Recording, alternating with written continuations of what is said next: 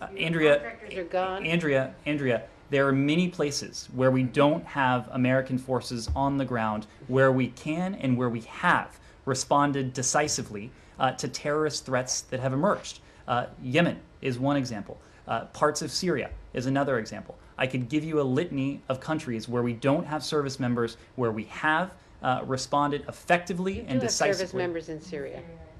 In parts of Syria, I said, where we have responded effectively and decisively. Now, what you're referring to is something entirely different.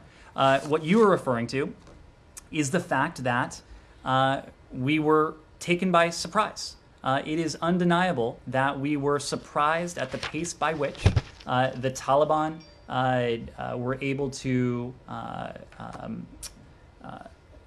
pursue their territorial advances and the speed with which they encroached on Kabul.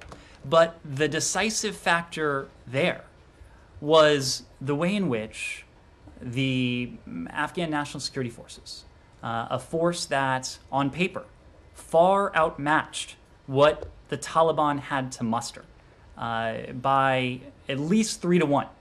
300,000 trained, well-equipped Afghan forces that had an air force, that had heavy equipment, that had special forces, that had received technology from the U.S. government.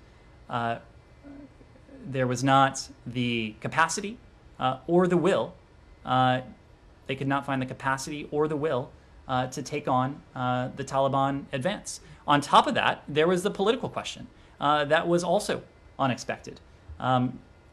As you know, President Ghani and some of his colleagues left the country. They left the country quite suddenly.